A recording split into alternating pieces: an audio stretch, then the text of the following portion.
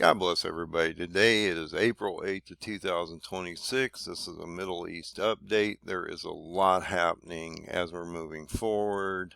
We started a temporary 2-week ceasefire between the United States and Iran.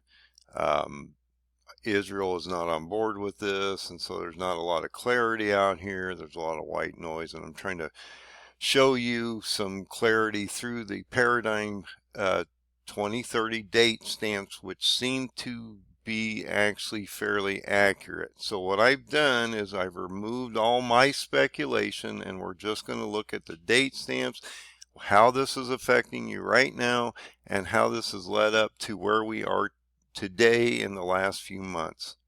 So at this time I have not updated my chart. There's too much fluidity within the situation to be able to actually update it because it is changing constantly in real time. So I'm just going to hold off on that. And so I've applied all this information to this text file like I usually do so that I can lay it out, show you what's going on, and you can actually read it on the screen at the same time. Now, like I say, I'm trying to remove all the white noise and distortion and give you a clear picture based on what he's telling us in the book, in the Bible, that the Paradigm 2030 date stamps are extremely accurate, and I believe will show us what is getting ready to happen as we move forward. But I have removed all the speculation on other dates like a sixth seal, trumpets going into an Antichrist phase, because I have no date stamps for this stuff. I am trying to figure out how we go from a transition now to an Antichrist phase when the Bible tells you you have these 7 seals, 7 trumpets, and how they're going to affect us as we move forward in the Shemitah cycle. But there is no date stamps on these trumpets or these seals. And so I'm just going to use the date stamps that he gives us in the Bible based on the 4 kings of past to 4 kings of today, or leaders that are actually affecting us at this moment in time. And I will show you how this works. So as you can see, I've color coded things, as I do a lot of times, because I want to break them up into sections so people can see there's demarcations that need to be addressed here. The highlighted areas are events that are happening now that I believe need to be brought to your attention and stressed so that you can understand what's happening at this moment in time. The blue highlighted areas either have to do with history and how it affects us now, or date stamps that are actually in the Bible, and I'll show you how we extrapolate those dates. The yellow, which is only one marker in this text file, is about the solar eclipse. You have the blood moon event, which is marked in red. And then, like I say, all the other events are either highlighted in something that needs to be addressed that's happening at this moment in time, affecting this chaos that's happening out here right now, or it's a paradigm date stamp that I will show you how that works. So let's get started into this text file. I'll show you what has led up to where we are now and how this is all going to affect you, I believe, as you move forward. And if you go into the end of this file, you'll realize that I have this to September. Now this demarcation here, just so I bring this up now, this is where we are in time now. Israel just launched coordinated attacks against Lebanon. Tehran's basically saying Lebanon has to be part of the ceasefire or this isn't going to work, and how this is going to affect us as we move forward into these new date stamps that are getting ready to occur between May and September, or the Feast of Trumpets of 2026. So one thing I'm going to try to explain here is that these date stamps that are built into the book that reflect 4 leaders of the past in the Middle East, reflect 4 leaders of today, have been playing out and have been on my charts for over 2 maybe almost 3 years or longer at this point. I'm not going to go back and look at it. You can go back and look at these charts. I've got 360 videos out here that explains all this for some time now. These date stamps have been out here for some time, and they seem to be playing out almost to the day that things are happening on, either through history or through the paradigm date stamps that he physically has added to the Bible to give us a clearer picture that we're in right now. There's not that many date stamps in this text file, so I will go over them individually so you understand how I came up with them, and I'm not just making up these numbers, and that they have been playing out for a number of years now. And I'm not saying that this has nothing to do with me. I'm going to bring that to your attention. I have so many people, well, how do you know? I'm just using the paradigm date stamps that I found. That's all I'm doing. I'm not putting any speculation into a lot of this. Now, am I speculating when a sixth seal might happen? Because that's what's going to happen before you get a destruction of the goat in Daniel 8, which would then transition into an Antichrist phase, and how that might affect us for the next 3.5 years, since we're in the middle of the Shemitah cycle. So, but I don't want you to think that I'm making these dates up. They're literally in the book, and I've been showing you for a number of years that these dates should play out and have been. So I'm going to go back to what I know is truthful and honest at this point, and that is by just using the date stamps and leaving everything else, all speculation of mine, pretty much out, except I can give you some commentary on what's happening and how these connections might be affecting you at this moment in time. So when we get to the paradigm date stamps, I will go into detail on how they occur and why they affect you now. The rest are just current event items that are happening at this moment in time, or happened in the last few months leading up to where we are now. So it's pretty straightforward. This shouldn't be too bad to understand. I will try to explain the paradigm date stamps as best I can. It's fairly easy once you understand the process. So let's get started. And so I'm going to start on January 20th of 2026, and I'm going to work through where we are basically today, April 8th, 2026, and then I'm going to show you what might be coming ahead of us in time. So let's go back here to the top. We'll look at this and we'll go through each of these. This stuff up to the April 8th stamp has literally occurred, and the date stamps are showing you that it was going to occur or affect that nation or these people at that moment in time, which is amazing, because you have a God that can give you this kind of insight to what is getting ready to happen at this moment in time is amazing to me, and I wish more people could see what I'm trying to present here. To help them understand and get their networks ready for what's getting ready to happen, which is going to be extremely horrific and ugly as we move forward. So I think it's extremely important that you understand and have a better optic of what's happening out here. So let's get started in on this, and I'll show you what I'm trying to present. I'm trying to give you some clarity here, guys. That's all I'm trying to do. So this event on January 20th of 2026, which is a real-time event, President Trump shifts the United States policy support away from the Kurds or the Medes in history led forces in fighting against ISIS in Syria and Iraq. So he's done this a couple times, and this has been a problem for the Kurds and the Medes, or the Medes in history.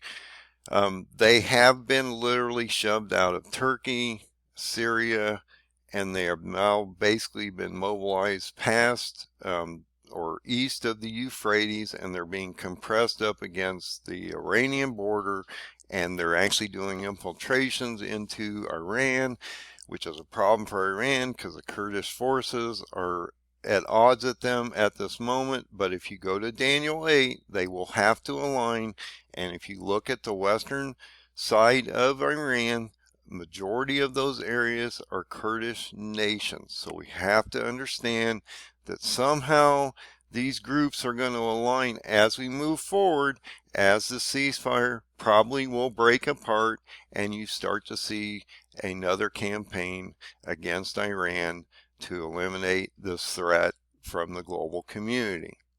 I thought that this was an interesting date that he came out and said this, because on my chart on January 20th, 2026, the Battle of the Persian Gate in history actually finalized. But what it did was it gave me an open window to understanding that this battle occurred at this moment in time and how that might affect us as we move into the Shemitah cycle at this time.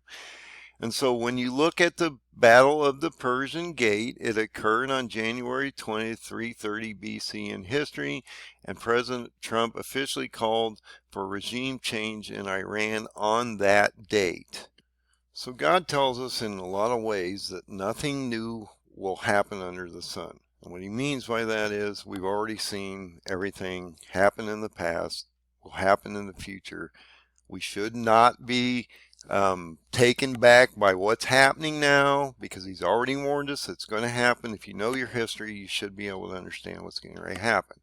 So when you go to the Battle of the Persian Gate, which was through Alexander the Great, you'll realize that this campaign occurred based on history around January 20th of 330 BC. And I thought that was interesting as we went into the cycle. That's why it's on the chart, that as you went into January 20th, of 2026, because of the middle of the Shemitah, you're going into an Antichrist phase. You have to have the destruction of Iran before they go to the 10 nations, which would then end up on Israel's doorstep, that this has to happen around the midpoint of the Shemitah cycle.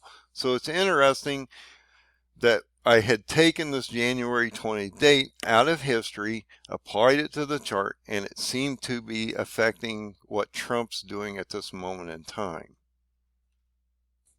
And interestingly, when you come out and look at this, and he drops the Kurds, and he's not going to support them anymore, but yet he is supporting it, but he doesn't want to use them as ground troops in Iran, so they don't really want to arm them. And this is a problem for Turkey, because Turkey doesn't want them as a formalized nation or state, and they had all kinds of issues in 24 when they had election for the Kurds, and that leader came in October of 2024, which is Darius the Mede in this case. This was going to be a problem as we move forward.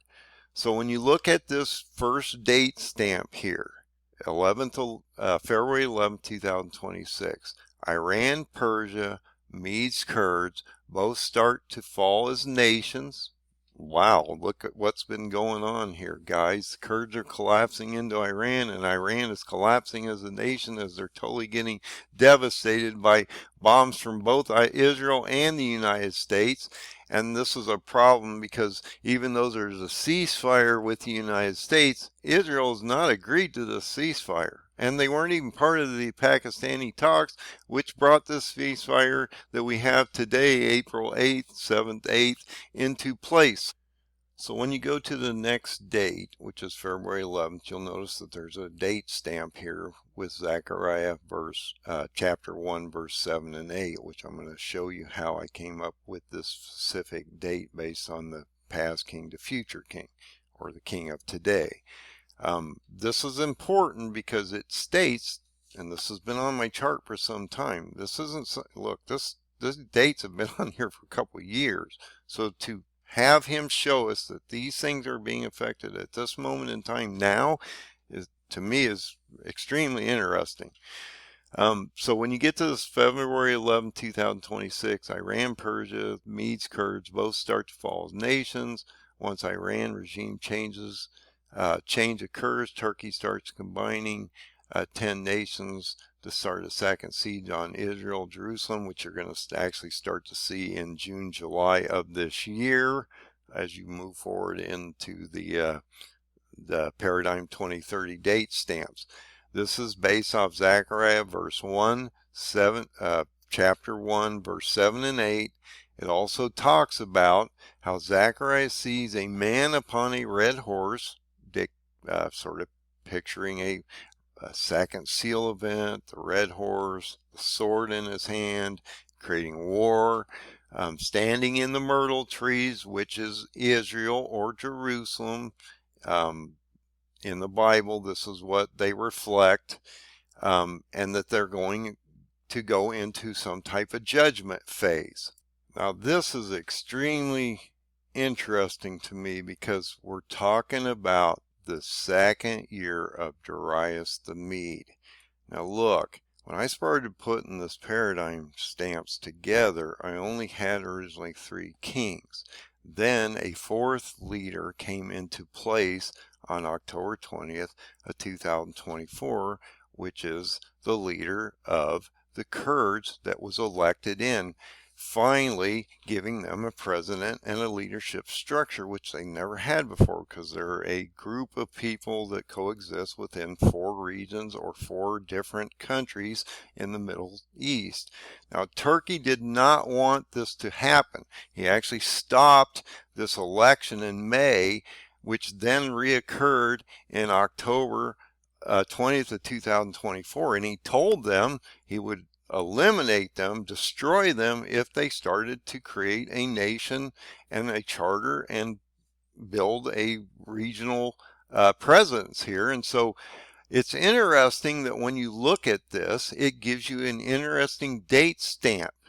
It tells you in Zechariah chapter 1 verse 7 and 8, upon the 24th day of the 11th month. Now you're using the Hebrew calendars on these. They're not the Gregorian calendars, okay, which is the month of Sabat. It even tells you what month, and it tells you it's the second year of Darius the Mede, when the Lord's word came upon Zechariah, telling him what was getting ready to happen. Okay, the prophet stated in verse 8 that he saw by night, behold, a man riding a red horse, and he stood among the myrtle trees that were in the bottom, and behind him were 3 red horses, speckled and white. Okay, now this is interesting because you're alluding right now to the 4 seals. Okay, you're talking about the second year of Darius, and I'm going to show you that connection in just a second. And that he's talking about a judgment against Israel as we move forward on this very specific date, which I'm giving you in the text file. Now I'm going to go to the paradigm date stamp itself through the Hebrew calendars and show you how this date stamp works. Remember though, this is the 24th day of the 11th month of Shabbat, and it's the second year of the leader of the Medes or the Kurds, which he came in effect in October 20th of 2024. So this gives you the breakdown of the regional election. This man, Barzani, is the new leader of the Kurds. He was elected in October 20th of 2024. So his first year would fall between October 20th of 2024, October 20th of 2025. So we are now in the second year of Darius the Mede, based on the leader of the past, the time he was in condition, to where we are today in the future, and it's mirroring and mimicking these leaders perfectly. So when you look at this last leader that came into position on October 2024, he's still in position. He's in his second year at this time. He reflects Darius the Mede in history, in the exact time and position that he's in place. And if you take the Jewish date that they give you, so let's go to the Jewish calendars. I'll show you how you have to take the date stamps that he gives you out of the Bible and extrapolate them to a Jewish calendar based on the year that the king or leader of today is in position, based on the leader of history. Okay, hopefully that makes sense. So we're just mimicking or mirroring a past leader to a future leader today, and how that's affecting you now.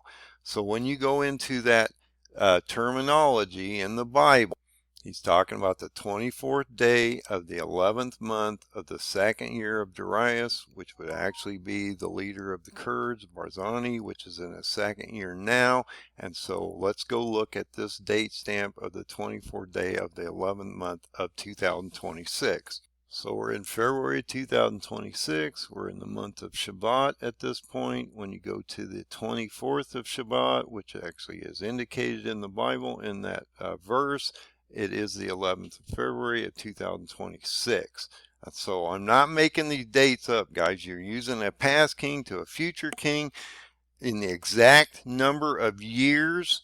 They mimic or mirror each other, and then it gives you a month and a day stamp, which then you can line up with the Hebrew calendar and give you the date stamps that I'm producing on this chart. I am not making these numbers up. I just want you to be very aware that God is in control of everything out here, and he's trying to give us a clear picture on what is getting ready to happen.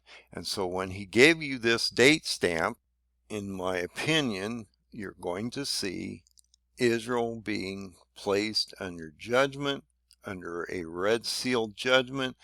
Actually, if you go and look at the Bible and that terminology, he's talking about how this red horse will stand among Israel and commit judgment through the seals, the first 4 seals, leading into a 5th seal, a martyr image of them standing under the altar asking, because of all the carnage that's been going on in the last few years here in the Shemitah cycle, when is Jesus or God going to rectify this situation? They've died. They've held their faith. They're asking, when is this going to be resolved? He clearly states, I'm going to eliminate this threat on a 6th seal. And so we're getting ready to go into a 6th seal event, but I do not have a date stamp on a 6th seal event. I just know we're close. We're really close, and probably this is going to happen in the next month, but I have no date stamp.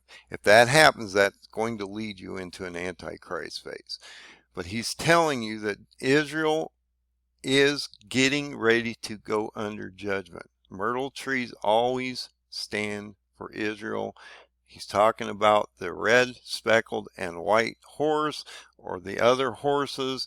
If you look at Revelation, first 4 seals, I believe he's talking about those horses, but this would be the 2nd seal horse, which is the red horse, and this would be a judgment against Israel and those myrtle trees.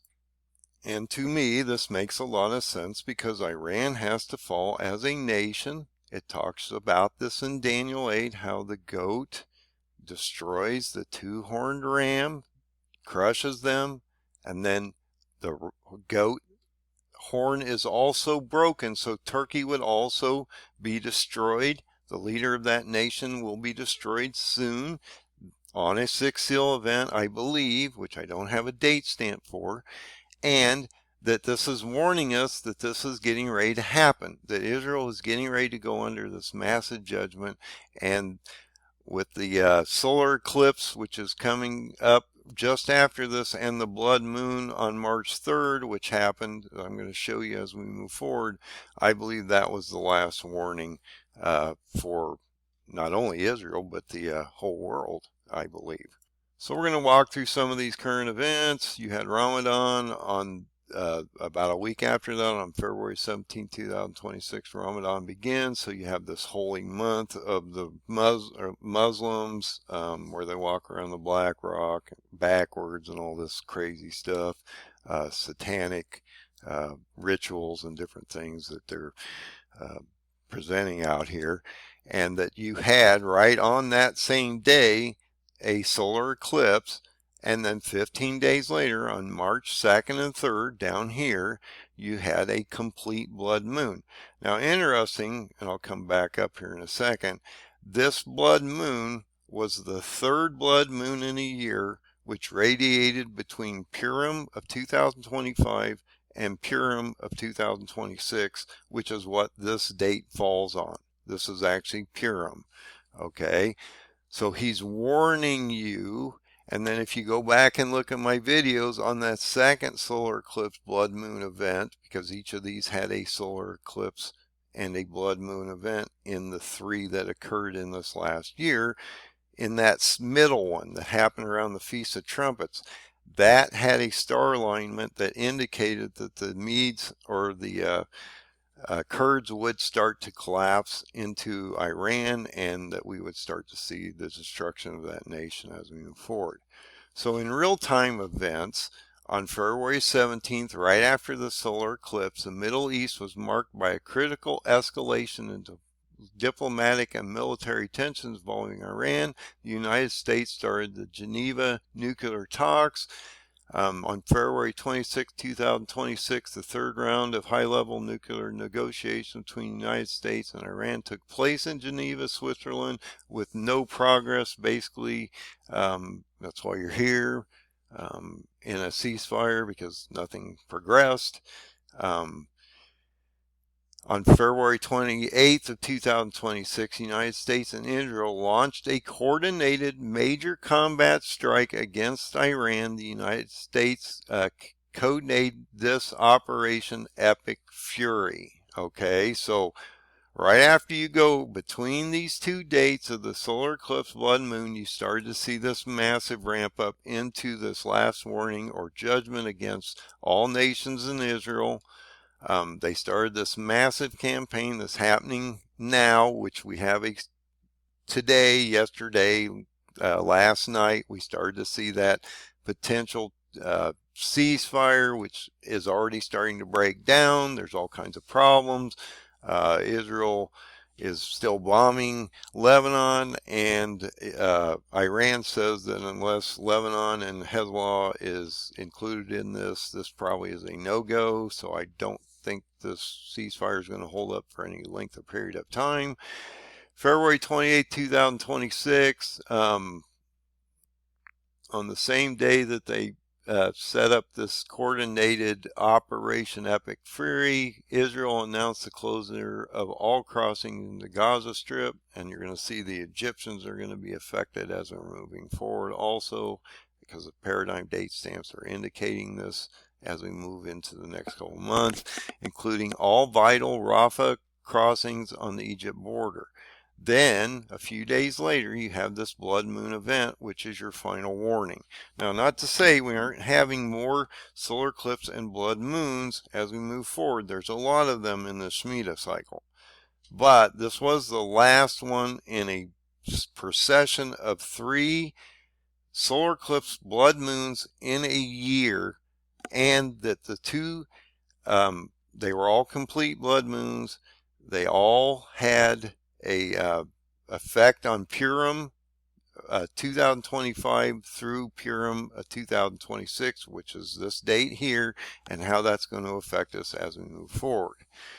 On March 2nd, during this period of time of this blood moon, Israel starts to ramp up and begin widespread intensive strikes described as a new phase of the war with over 500 targets just on this day. March 2nd through the 6th of 2026, as you're walking through this complete blood moon event into the 6th, the following this is following a major escalation from February 28th, which is up here, this closure of Gaza and this launch of Epic Fury. Egypt, like I say, Egypt is going to be massively affected here soon, because you also have the African nations of Put and Kush that are also have to be involved in the 10 nations that go against Israel. So following a major escalation on February 28th of 2026, Egypt places its military on maximum alert and air defense on high readiness. The U.S. State Department issued a Depart Now order for citizens in Egypt on March 2nd, and you're at April 8th now, citing serious safety risks. On March 4th, 2026, this is extremely important. Extremely important. I cannot stress how this will actually play into the Daniel 8 prophecy, because Turkey is announcing contingency plans and a potential establishment of buffer zones in bordering Iran, to manage the possible mass migration flow that's happening from the war of Israel, United States on Iran itself. This happens the day after the blood moon, and this is leading you to what? A collapse of the Kurds and the Medes into Iran, and them building a buffer zone between Iran and Turkey, which is usually about a 30-mile or 30-kilometer, or about 20-mile, 30-kilometer zone. And we've seen now not only 4 missile attacks against Turkey from Iran that have all been knocked down. We just saw an attack on April 7th of 2026, which you're going to see as we move forward, an attack on the Israeli consulate in Istanbul, Turkey. So this is starting to ramp up. Turkey's starting to be brought into this. Turkey says that they have to set up this buffer zone or so they can knock down the missiles before they get to the Black Sea and hit their ships or any oil infrastructure. They got an oil pipeline between Iran and Turkey. A lot going on there, and this is continuing to ramp up. Iran has been hitting infrastructure all over the region through the Saudis, Qatar, UAE, everything. I mean, they're just hitting everything out here up to this point where we had the ceasefire. And like I say, Israel's not slowing down their campaign in Lebanon, which is affecting Hezbollah, which is part of a proxy of Iran, and Iran is clearly telling you in the ceasefire deal that that must be included, and they want to keep that Hezbollah faction rooted into Lebanon and have some control over there, or they're going to have to make some adjustments, and this will then affect the whole region, and I believe this will affect Turkey tremendously. And also think about this.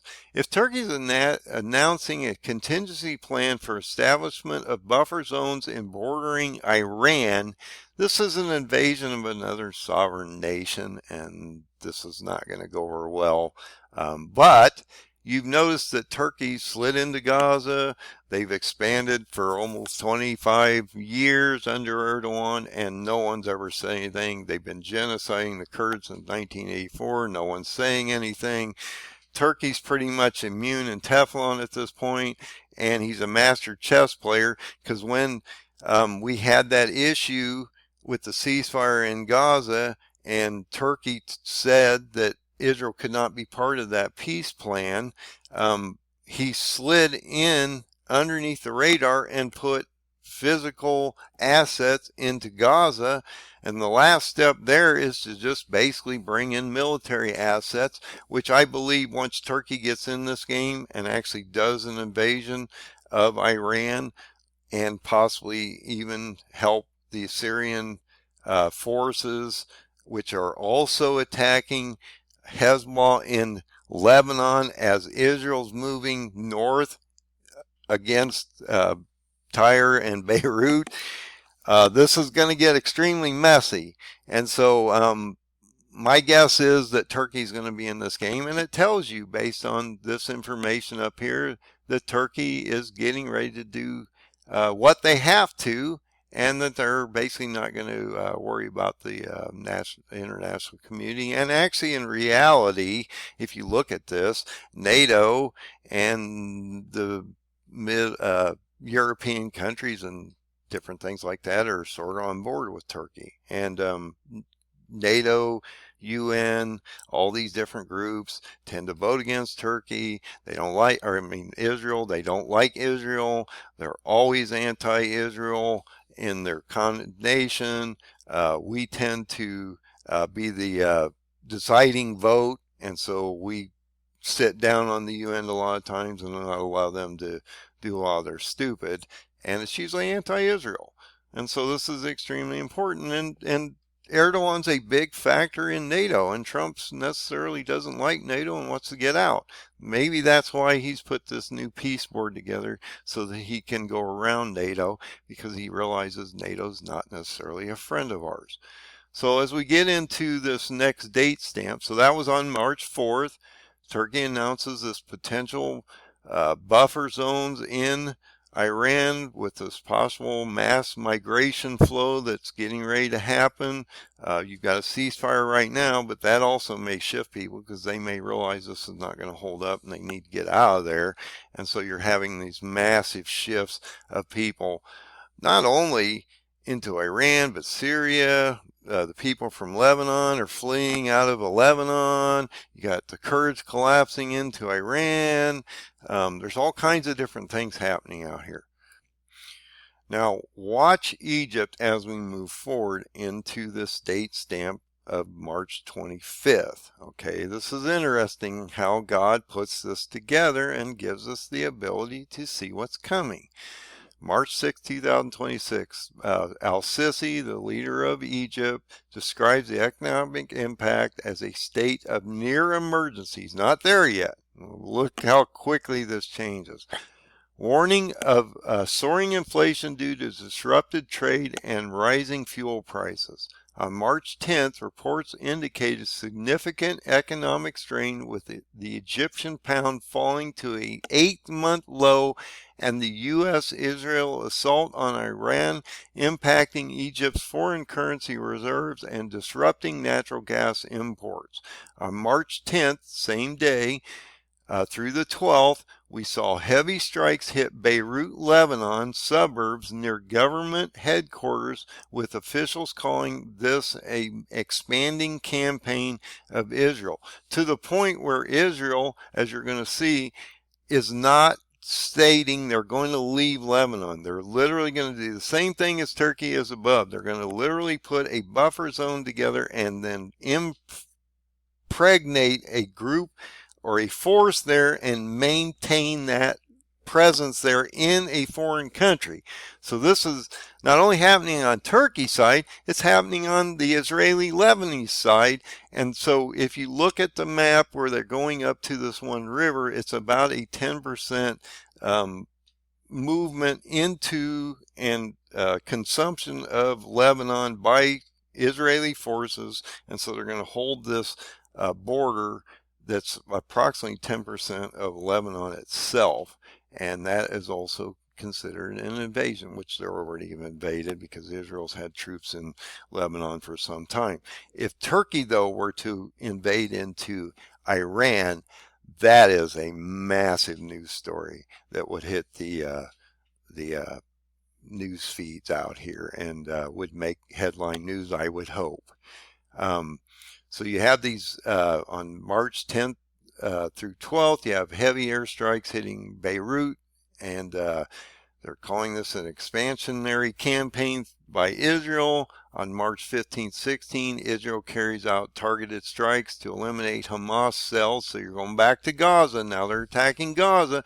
Remember, Turkey's got assets in there, so you got to watch this, because if you hit a Turkish asset, this isn't going to make Turkey very happy. And they're eliminating Hamas cells and commanders, citing the threat to their troops, because this is the ceasefire in Gaza is breaking down also. At the same time, on March 16th, we see Israel ground troops start to move into southern Lebanon. You're April 8th now, so that was about 3 weeks ago. Right after that, you have the holy month of Ramadan in the Muslim calendar ends. So then that also would then free up them from really holding them back from any attack or anything, because they're not in their holy month. I had wondered whether they would attack during the holy month. That has happened, but they're usually fairly radical groups that do that.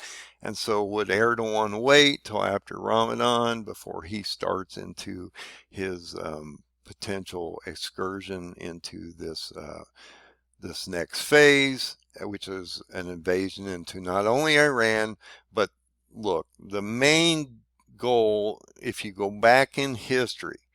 The Kurds are collapsing and Iran will join with them, and then Turkey will crush them. But before that, Turkey moves down into Lebanon, goes down to Egypt, and then comes back, deals with Iran, and then absorbs them, and then brings everybody back to Israel, because all nations that are within the 10 kingdoms of Ezekiel 38, 39 are included at that moment in time, and that's literally at your doorstep at this moment in time.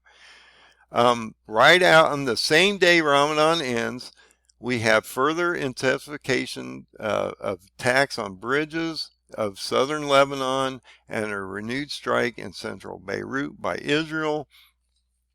Then you have another date stamp. Now, interestingly, on March 19, 2026, Ezekiel, based on the paradigm date stamp in the book, Ezekiel has a vision on Nisan 1 indicating Turkey would enter with troops or start a process to enter into Syria for an invasion and a siege against Tyre, Lebanon, based on Ezekiel 26, verse 1. So let's look at this verse and this date stamp. So in Ezekiel 26, verse 1, he says a lot. And it came to pass in the 11th year, this is Zedekiah, in the first day of the month, which is Nisan 1, the Lord came to him saying he would pass judgment against Tyrus, or Tyre, and that she will be broken and turned into basically laid waste or dust. To the point where if you go down and it talks about how he's going to bring Nebuchadnezzar, the king of the north, or Turkey, against them, and he will make them like a flat rock where you can blow the dust off of it, which means there's not going to be anything left of Lebanon and Tyre, Lebanon, when this is done. Like he says, he will make her like the top of a rock. He will destroy her completely. There will be nothing left of it. And I believe that Turkey, Erdogan, is just that kind of a leader. He will be ruthless, and he will destroy things without even thinking about it. It is going to be extremely ugly. So when you look at these Hebrew calendars and the king, based on this date stamp of the 11th year, first day of the month, or the first day of the Jewish calendar, which is Nisan 1, this verse would reflect the leader, or the past leader of Israel, which is Reuben Revlon, which reflects Zedekiah perfectly from past to future or now. He came in of office in July 24th of 2014. His 11th year would have started, and this is when I made a mistake on originally. I had only put it the 10th year. It's actually 11th year. His 11th year would be July 24th of 2025 to July 24th of 2026. Well, you're not at July 24th of 2026. You're in the 11th year of Zedekiah, which is represented by this leader of today, which is Reuben Revlon. So if Reuben Revlon, or Zedekiah's 11th year, falls between July of 25 and July of 26, and Nisan 1 is the date he's talking about, that would be on March 19th of 2026, based on the calendar date stamp that he provides in the Bible itself, based on the king of the past to the future. And interestingly, it's going to affect the nation of Lebanon, or Tyre, Lebanon itself. And right after this, everything broke against Lebanon. They started doing massive ramp-ups of attack, and we are in a quagmire over there right now as Israel is driving forces north against Hezbollah, which are backed Iranian forces, setting up a buffer zone to a specific river which consumes 10% of their country, and this is affecting Tyre, Lebanon tremendously at this moment in time. So if you've been paying attention, two nations are being affected tremendously. Well, actually three, because you got Iran, but look at who's being affected here. Lebanon, Egypt, and Iran at this moment in time are the three major groups, other than Gaza, Palestine. You could add the fourth group, that are being affected at this moment in time. Look how he's lined this up for you so that you can see what's getting ready to happen. So on March 19th, when he sees this vision, Ezekiel sees this vision in Ezekiel 26:1, we see on March 19th, the same day, Rafah border crossing between Egypt and Gaza reopens after a 20-day closure on February 28th, 2026. Now, I believe this is a problem for Erdogan and Turkey because they've been not allowing either supplies or food or fuel or anything up through this Rafah border, and they've completely shut this down, and they're not letting refugees through except for a very minimum amount of people into Egypt. And this has then compressed all these people up against the southern border of this Rafah crossing and compacted them as Israel's carpet bombing everything above them. This has been a real problem and has really amplified the carnage of the civilization or population on the ground in Palestine. And I also believe, in my own opinion, this is my opinion, this is why Trump wanted to move all the Palestinians out of there so Israel could do what they have to do, eliminate the threat, and then bring these people back in. And everybody thought that Trump was trying to do something terrible there. But I think in this case, Trump was actually trying to remove the innocent population from the region so that when Israel came in, they could actually eliminate this threat much faster with force and not have to deal with the civilian population, as we just saw something happen which forced Trump overnight to change his stance on this attack of Iran. They started to what? Bring the general population around these hard targets and use them as human shields. Okay, you're having a similar issue in Gaza because Hamas is using the population as human shields. They're putting their stuff in schools and hospitals and underground structure underneath these places, and then they're putting people there, and then when you bomb them, you kill innocent people, and then, oh, look, it's a war crime because you killed innocent people. And this, I mean, it's all propaganda out here, guys, and that's what I mean. You got to look through the white noise. You need to understand what's happening out here.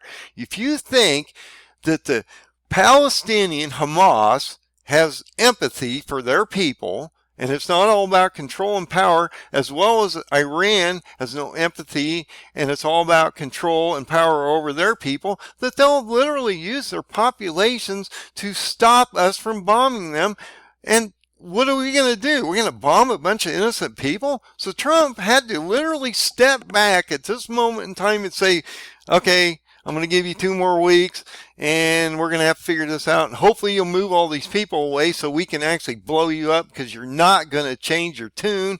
You're ideologically driven people over in Iran, and you don't want to leave, and you're talking about survivability of a regime that's more radical and indoctrinated into a ideological process. Look, this Quran is an ideology that's built, that a religion's built out of. I'll just say it that way. The ideology comes first.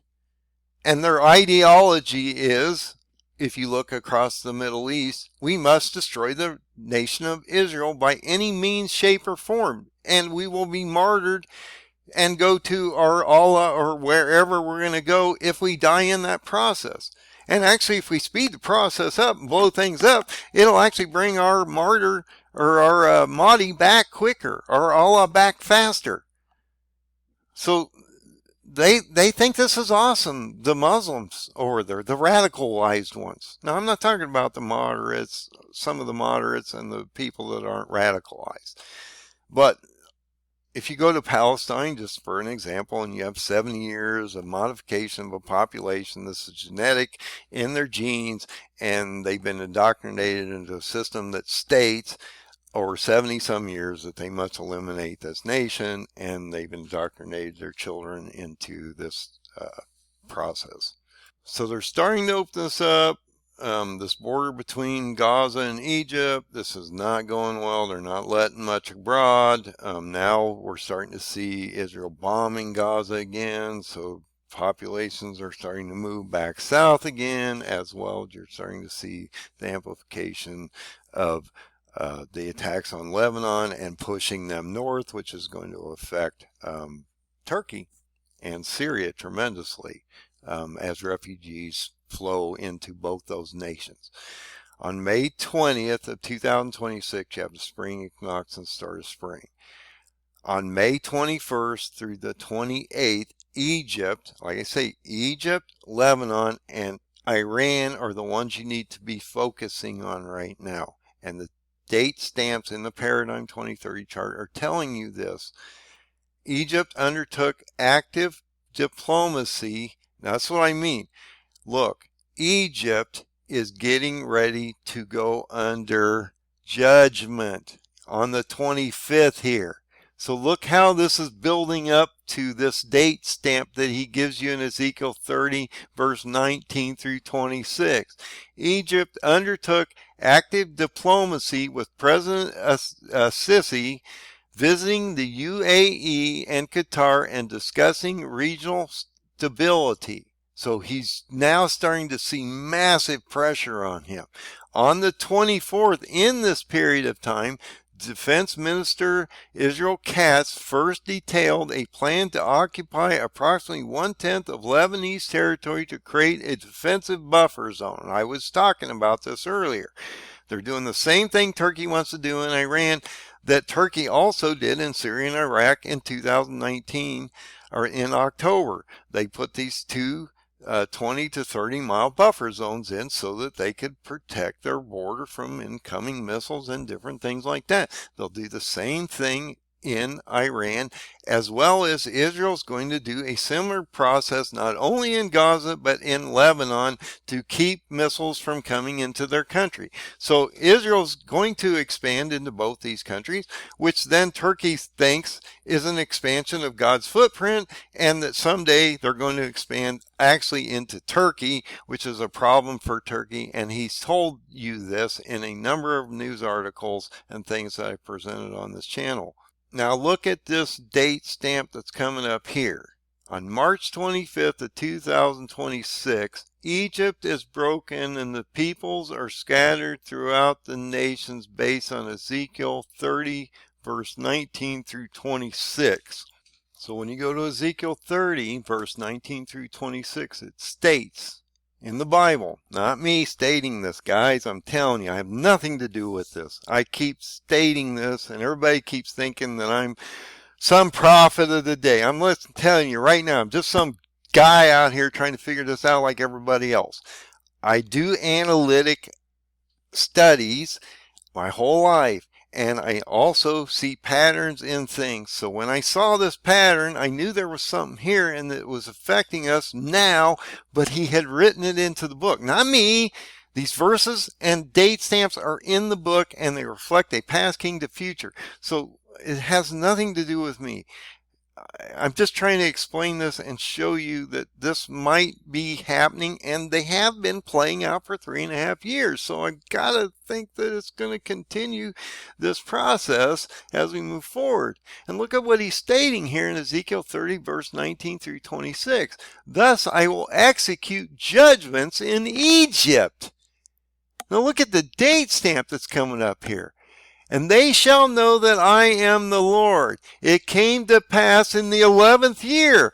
Wow, the 11th year. We're talking about Zedekiah, Reuben, Revelin again. In the first month, Nisan, 17th day of the month, the Lord says that he's going to break the Pharaoh or the king of Egypt, and he's going to put them under massive judgment, and he's going to bring the king of Babylon, Turkey, against them. That's what it says. I'm not stating this. So let's go look at this passage because this is extremely important. So here again, Zedekiah reflects Reuben Revlin today. Look, Reuben Revlin's the past king. You got a new leader today, but they're both being affected at this moment in time because they're both alive and they're both in Israel. This guy reflects a leader of Israel that was Zedekiah. Isaac Herzog reflects a leader named Jehoiakim. Nebuchadnezzar reflects Nebuchadnezzar, and Barzani reflects Darius the Mede, exactly in the time and positions that they've been from past to future. So when you go back to Reuben Revlin, you go to July 24th, 2014, his 11th year would be the start of July 24th of 2025 to July 24th of 2026. You're not there yet on the last date I just said. So let's come back here, look at this real quick. It's the 11th year of Zedekiah, so that'd be between July 20th of 2025, July 20th of 2026 is first month. First month of the Jewish calendar is Nisan 1. The 7th day of Nisan is what? In 26. So when you go to the calendar, we're in 26. Nisan 1 would be on March 19th. We just went through this. We started the new Jewish calendar on Nisan 1, the civil calendar, and the Nisan 7th, the 7th day of Nisan indicated in the verse, is March 25th of 2026. Okay, so like I say, I'm not making these dates up. They're in the book. He's telling you that things are getting ready to happen. Look, you just had that Purim blood moon event on the 3rd there. This is extremely important. You're getting ready to go into judgment. Before that, on February 11th, you had the judgment against Israel where the red horse was standing in the myrtle trees. So now you're getting ready to go into the Nisan 7 effect that he's giving you on the chart. And this judgment has to deal with Egypt, which is interesting because the one prior to this was the one with Lebanon, and Turkey's going to come to Lebanon first. Then they're going to go through Israel, which is Israel's going to capitulate. They're just going to let them go through because they can't take Turkey on. They're too massive and they've been beat up by too many countries at this point. They're going to let them go through. Turkey's already established into Gaza in October, slid under the radar. He'll bring assets in when this next attack probably occurs and Turkey actually enters this conflict in the Middle East, because he will bring assets across the Middle East. He won't just be going to Iran. He'll be going into Lebanon. He'll be going into Gaza. He'll just open the door to everything. And it talks about this judgment against Egypt at this moment in time. So on this very date, this was only a week or two ago, guys, Egypt is broken. It's starting to be broken. These prophecies usually give you the start of an event that leads you into something as you move forward, but it's giving you a very specific date when these things start to radiate as we move forward into the future. So on March 25th, I just showed you this in Ezekiel 30, verse 19 through 26. That Egypt is broken and the peoples are scattered through the nation. Egypt will not stand. If you go back in Alexander the Great or Nebuchadnezzar, Egypt didn't stand back then either. They capitulated, and actually Alexander was invited into the country because they knew that they could not take him on. And it was going to be massively detrimental. And if you think about Egypt, they also have Put and Cush on the other side. So they're being compressed between two other nations that Turkey somewhat controls through Islamic radicalism. On the 28th of March, it states in the news, Egypt induced. That's what I mean. Egypt is under judgment on the 25th based on the date stamp. And then now look at what's going on with Egypt. That's why I posted all this stuff. March 28, 2026, Egypt induced energy-saving measures, including forcing shops and cafes to close early. This is just the start. And a conflict, particularly the closure of the Strait of Hormuz, affects global fuel supplies and causes local shortages. The other thing that you can add to this is Egypt will be affected by the shutdown of the Red Sea as the Houthis are attacking ships in there, and Egypt's landlocked. The only other thing they got is the Mediterranean Sea, and that's going to be controlled by the issues up there and Turkey. So I've talked about how Turkey's already starting to do this blockade of Egypt, as well as they're trying to break the blockade that's going into Gaza from the Israeli and the Americans to get supplies down into the Gaza to the Palestinian people, as they're supporting a hybrid Hamas uh, government down there that they truly believe in, and that they look. Turkey believes that Hamas is a legitimate organization and not a terrorist group. So they are supporting them, and they're the ones running the show down in Gaza. And they've rebuilt themselves since that original attack in October 7th, 2023. And we are basically at a point where this is worse than it's ever been, and Israel has no capacity to really control this, while Turkish assets are down there, and Hamas has reconstituted itself. On March 30th to 26th, so you're now walking into April, as you're getting ready to go into April here, right now, President Sisi made a direct appeal to President Trump to intervene and stop the war during the Egypt energy show in Cairo. So he's getting massive pressure, and that's another thing. He's getting massive pressure from all these countries to either blow up Iran completely or to stop the carnage, because it's affecting the oil flow, which is affecting their countries, which is causing massive growth issues within the country and forcing them into a stagflational, inflationary type process due to the price of oil that's moving up. Now, you'll notice overnight the prices of oil have gone down because the ceasefire might be in place, but that's not going to hold up. And once that they realize that, those oil prices will immediately trend up higher than they were before, probably in the $150 to $200 range as this starts to explode. When you get into this April 1st, here, I'll bring this down a little bit. So we have al-Sisi and Egypt going under judgment. He's starting to struggle. He's telling Trump, hey man, I can't do this. You've got to stop the carnage. Do anything you can to get a ceasefire. We start into Passover. I thought this might be a interesting time, because you're in the middle of the Shemitah.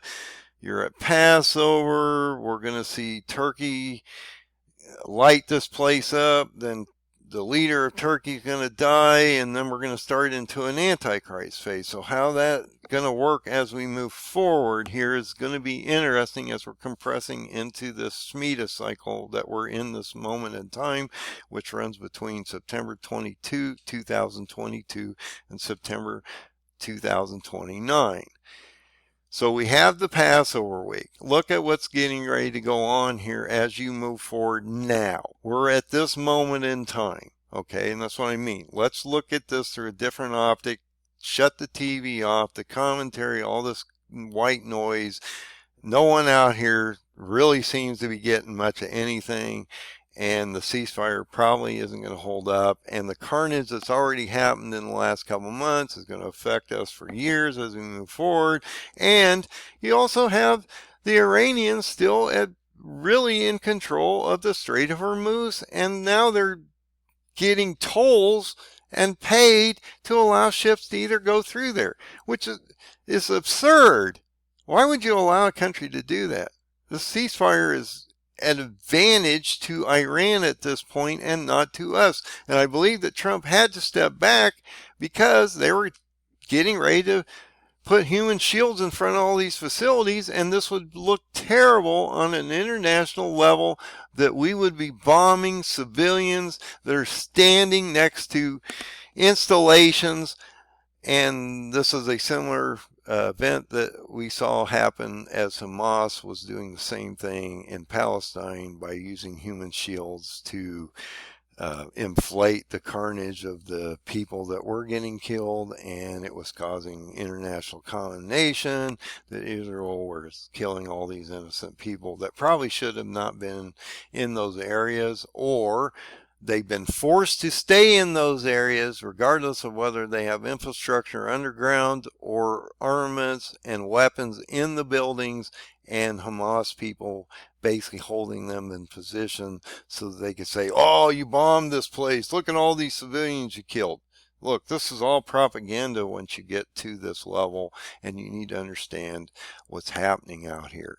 So, on April 7th, yesterday, Trump establishes a 2-week ceasefire in military operations, allowing the finalization of a 10-point peace proposal from Iran. Now, this was from Iran. Trump's got a 15-point plan. Iran originally had a 5-point plan. Now it's a 10-point plan. Most of these points we can't agree with or won't work with them on. So the ceasefire probably isn't going to hold up because Iran wants control of the Strait of Hormuz. They want to stay as a regime. They want to keep their nuclear capacity. They want to have the ability to defend themselves by holding ballistic missiles and other things so that we, I guess, can't eliminate this threat in any way, shape, or form. And relieve sanctions from them so that they can start the process of selling oil and refilling their coffers so that they can start this rebuilding of a nuclear weapon process to eliminate an enemy that they consider Israel, which is their doctrine based on their ideology. I mean, seriously, this is how incredibly stupid this truly is, that any nation would want to destroy another nation and consider themselves and their God to be a positive. And I get it, we're doing a lot of carnage ourselves, but I believe in Trump's mind, and you may disagree with me, but in his mind, if he eliminates Iran, it'll eliminate the regional threat and make everybody's life better because they're not holding hostage and they're not getting missiles and all these things launched, and we have terrorist attacks constantly happening in all these different areas and things that this would then diffuse over time, and then you have to re-educate the population not to be anti-Israel, which is going to be hard to do because this is generational. So that's going to take a long time to get these people in a mindset where they will be conditioned to be unified in the world to where we all get along and everything, which I never think will happen. The human race can't seem to get along, and we always end up in wars in short periods of time. Let's continue here after this 2-week ceasefire. So this just happened last night. This is already starting to fall apart, as you see, as we move forward. So on April 7th, Trump establishes a 2-week ceasefire in military operations, allowing for his finalization of the 10-point plan that Iran has given him. They're not agreeing with most of these terms.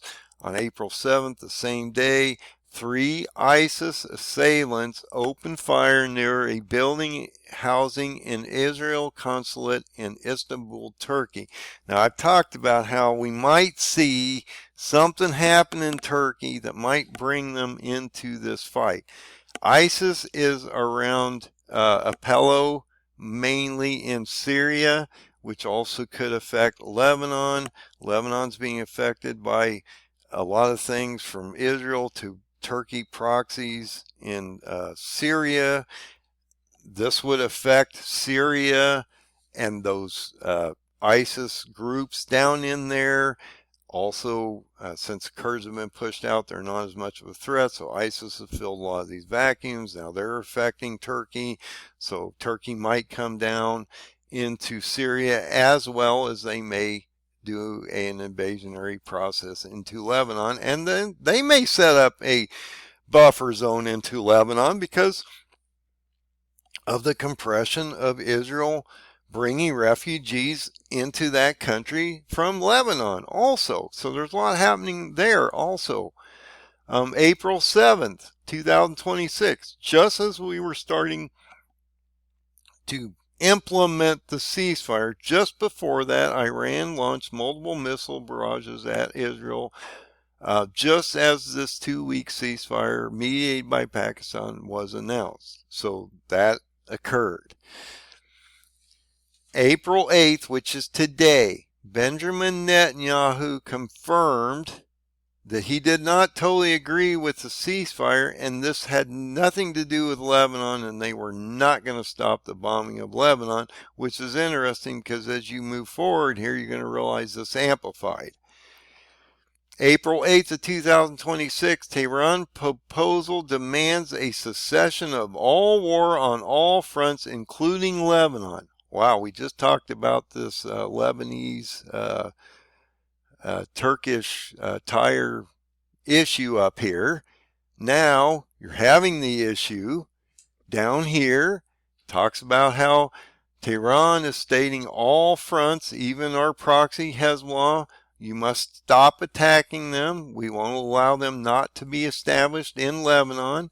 Israel comes back on April 8th right after this and says, and launches a massive coordinated, it's the states in the news, one of the largest coordinated strike against Lebanon since the beginning of the conflict with Hezbollah, which was on October 8th of 2023. Because if you go back and look at that attack on Gaza, the day after, Hezbollah indicated that they would join the war and started to launch missiles against Israel. The massive wave of airstrikes hit more than 100 targets in a single 10-minute window. Dude, that is carnage, in my opinion. Striking densely populated areas, including Beirut, Lebanon, and this Bekaa Valley area. So you're at April 8th right now, and I put this demarcation line here because we need to see how this is going to affect us as we move forward. Look, if you're going into a beast system, you have a number of things that have to happen before you get to the beast system. You have to have 10 nations. Well, Iran has to fall as a nation. Actually, Egypt will fall as a nation, or at least capitulate, and then they'll rebuild and attack during Antichrist as the king of the south against the king of the north, and that will continue through Antichrist. But this is going to affect us as we move forward. I have a number of date stamps here as we move forward into the fall. And so let's go over some of these so that you can understand what could be coming up ahead.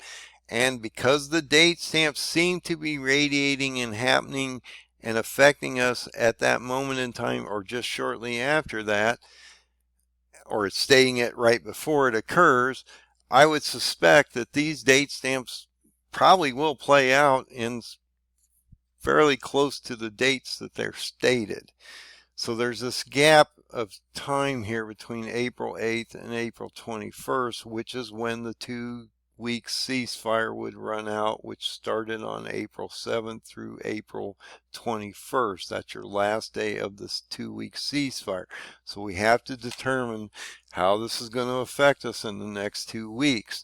And what's going to happen in this around this period of time, because look, before you go into a beast system, a number of things have to happen. A number of nations have to fall. Egypt has to get, at least has to capitulate. Iran has to fall as a nation. 10 nations have to come together, attack Israel. Gog of Ezekiel 38 and 39, when you get the destruction of Iran, when the Kurds align with Iran and are destroyed by Turkey, which is getting ready to break out. That is the destruction of Daniel 8, and the goat and the ram also. Both those creatures are destroyed in that book. The ram's destroyed by the goat, then the goat's destroyed next. That's Turkey. That leader then would come back as an antichrist. I know, I keep telling you it's a resurrectional dead Erdogan into an antichrist. You go to Isaiah 14, it clearly states this. And you can read that for yourself in Isaiah 14. I've done a video or two on that. But look at this. So April 26th, or April 21st of 2026, this ceasefire would end. So we don't know, and I'm going to be updating this in real time as we go down through this list. I'll be adding current events and things. I have no more date stamps here. These are the date stamps. So I got nothing else to go off of but what he's given us here. So this is what I'm saying. I'm using the date stamps. I'm not speculating. I can't give you a date stamp on a 6 seal. I can't give you a date stamp on a 7 seal and a selection of 144,000. I can't really give you a date stamp on the 2 witnesses coming. I can't give you a date stamp on the first 4 trumpets eliminating a third of the planet, the 5th trumpet, which opens up a pit, and a 6th trumpet, which brings an antichrist and a false prophet back, and how that's going to affect you into the end of the Shemitah cycle, because I have no date stamps. So I left them off, but I want you to be aware that before you get to an antichrist, you have all these different effects that are going to hit you on the ground. 6 seals, a global earthquake with all kinds of crazy stuff going on there. You need to read the 6th seal. What's the 7th seal about? What's this half an hour of silence with 144,000 selected? Then you go into 4 trumpets, which could be a one-day process into an antichrist phase where a pit opens on the 5th trumpet and you get an antichrist on the 6th trumpet, and the Lord comes back on the 7th trumpet going into a bowl phase which we're not appointed for, which are the wrath of God and the 7 bowls at the end of this equation, at the end of the Shemitah cycle, which ends around September of 2029. But look at these date stamps. Okay, we just had talked about up here Ezekiel 30, 19 through 26. So he's bringing you back here on May 19th of 2026, the king of Egypt. Now we're not here. This is May 19th. Okay, ceasefire ends on the 21st. The king of Egypt and the people are cut off from the world. So if this is the case, I am going to speculate here for a second, and I want to make this very clear. I am speculating that this might be because Turkey has entered this madness and is starting to affect not only Lebanon, but Egypt. Okay, and this date stamp of June 19th of 2026 is affecting Israel, where they're not getting supplies in there to the point they're being attacked by Nebuchadnezzar by the 24th of June 24th of 2026, and literally the walls of Israel are being broken in. Okay, and I'm going to go through these date stamps here a little bit, but I just want to go through the verbiage first. On the 24th, the same day this would happen, based on the date stamp that I've given you here, Jewish people, 4,600 of them are taken captive. Could be the same time that Zedekiah is removed in history. He's taken captive as Israel's walls are being broken down. He tries to escape on the plains of Jericho. We'll be talking Reuben Revlin, Zedekiah. He captures him. He kills both of his sons. Amazingly, he has 2 sons. And he would then take his eyes out and then take him into captivity into Babylon, which would be Turkey in this case. And actually, as you go into the Feast of Trumpets, we have 2 more date stamps of Haggai receiving divine message to restart the temple, or the 3rd temple, in Haggai 1, verse 1 and 2. And also in September 6th of 2026, we see the remnant of the people start to rebuild the 3rd temple, as Haggai chapter 1, verse 14 and 15 indicate, leading us into the Feast of Trumpets of 2026, which falls on September 12th, 13th of that year of 2026. So let's come back up and we'll look at these date stamps real quick, and then I'm going to end this video because we're going to have to see what happens as we move forward. But these markers here should give you some clarity to where this is going and how probably this ceasefire is not going to hold up, and we're going to see Turkey enter this, and this is going to become madness in the next month or 2. So I believe, based on the Paradigm 2030 date stamps that he gives us as we move forward, we ought to get a fairly clear vision on how this is going to affect us on the ground as we move forward into the fall. So let's look at these date stamps, and these are all date stamped groups here. There's no current events because we haven't got here yet. So these are the date stamps as we move into fall that I have on the chart. On May 19th of 2026, the king of Egypt and the people are cut off from the world based on Ezekiel 31 verse 1 through 18, which is a whole chapter of effects that are going to happen to the nation of Egypt itself. So I just did a quick AI summary of Ezekiel 31, just to give you a feel for what this chapter is about. It indicates that God delivers a cautious message to Pharaoh, or the king of Egypt, El-Sisi in this case, by recounting the rise of this catastrophic fall of the Assyrian Empire, which we just saw in November, December of this last year. We saw the Assyrian nation fall. Assad was removed. The chapter uses the allegory of the massive cedar tree, which is Lebanon, and to illustrate that no earthly power, no matter how glorious or well-watered, is beyond the divine judgment if it becomes consumed by pride. And so it talks about how Ezekiel talks about this large tree, how it grew great, and then if you go back to Nebuchadnezzar and the tree, how he chopped Nebuchadnezzar down and actually put him in a terrible condition for up to 7 years.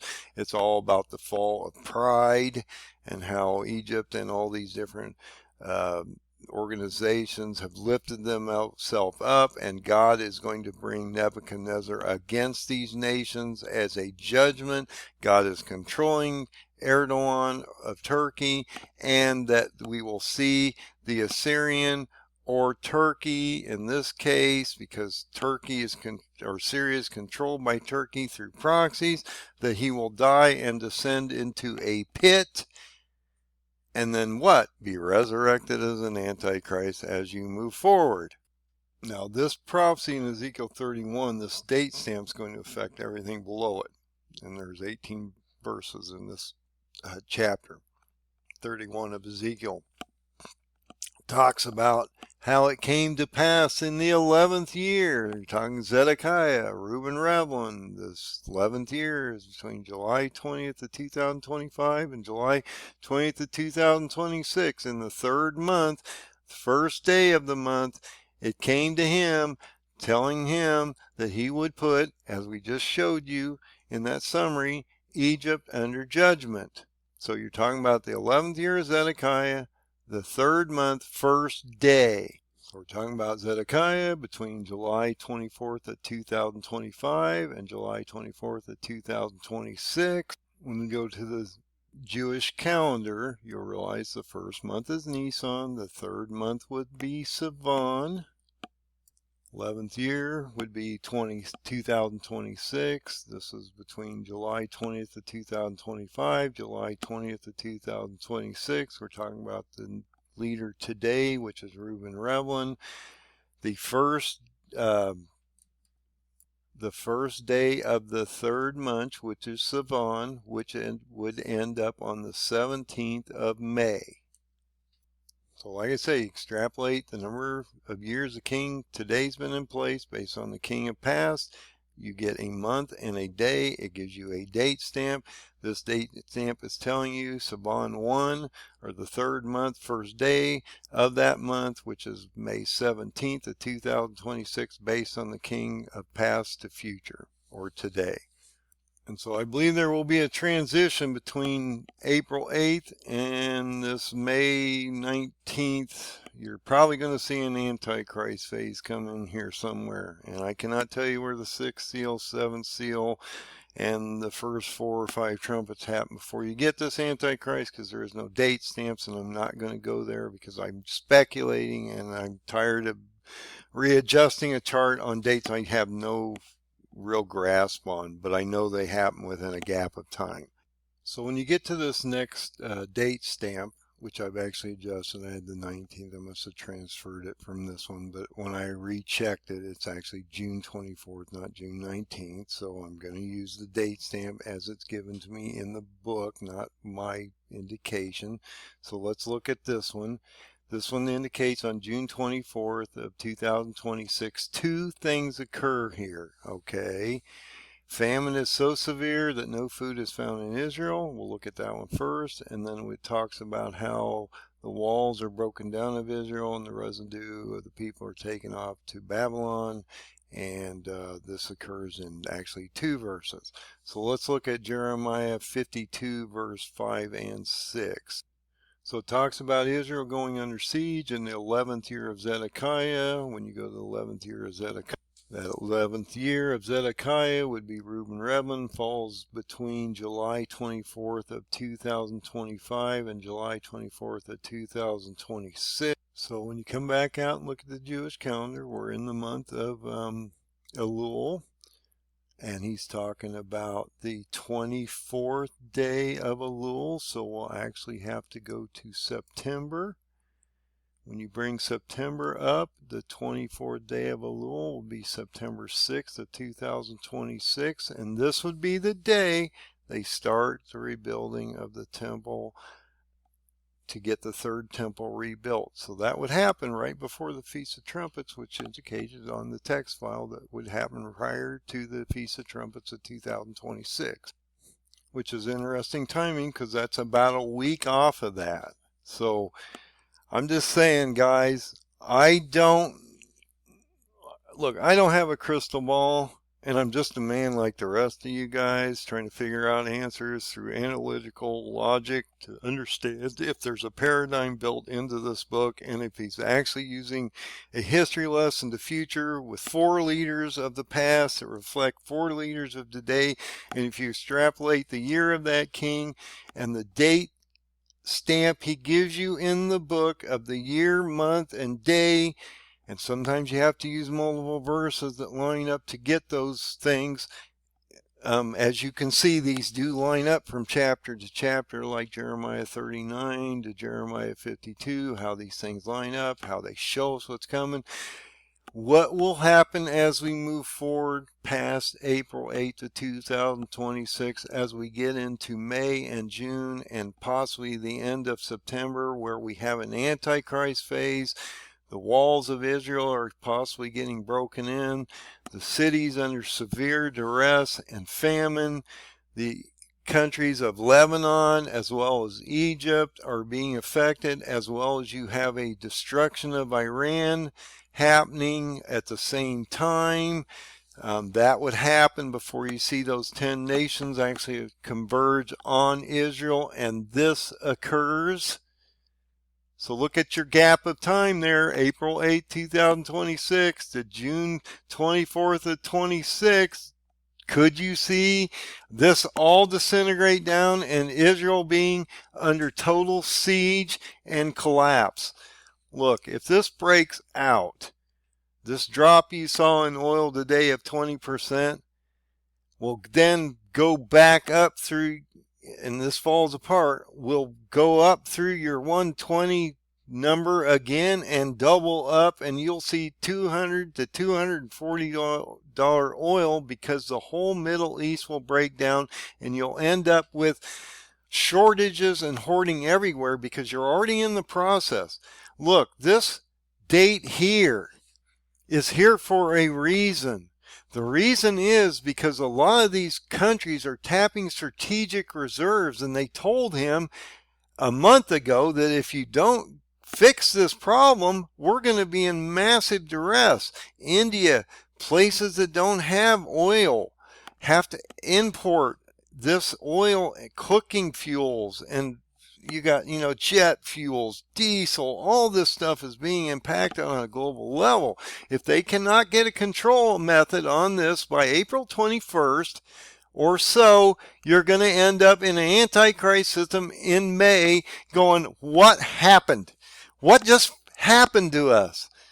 Now, the thing I'm concerned about and have been concerned about and have been warning you for some time, you have a between now and here, a sixth seal event, a global earthquake, to the point where all men of all levels are hiding in caves and hoping the rocks don't fall on them. Look at the sixth seal. You've got a seventh seal event. You have 144,000 selected. You have 2 witnesses getting ready to appear. You have a signing of a treaty going into a 3.5 demarcational right now event going into the end of the Shemitah cycle. Okay? Is this getting ready to melt down? Is all this facade we're seeing just drama, and that this is really going to play out based on the paradigms date stamps, which have been playing out for almost 3.5 years since the beginning of the Shemitah cycle in September of 22. So God bless. Get ready. You don't understand how fast this is going to be shocking on the population of the globe when this thing breaks and those oil prices spike up and this whole thing melts down the Middle East. And on top of this, you're layering on massive supernatural and natural earth effects across the planet. Tectonic plates are moving. Volcanoes are ramping up. Earthquakes are sounding off at levels we've never seen before. We're having a lot of 7-point or higher earthquakes right now. The ring of fire has been lighting up. You've got other effects like solar flares and things that are affecting our grids. With this Islamic issue and potentially the sleeper cells that could break out in the United States as well across the globe. You saw the ISIS attack on Istanbul. You're seeing all kinds of massive attacks on multiple countries, synagogues, people running cars into people. I saw a report of some guy using machete to go into a nursery and kill babies. I mean, this is how evil this is. You need to understand that you need to get ready because you're out of time.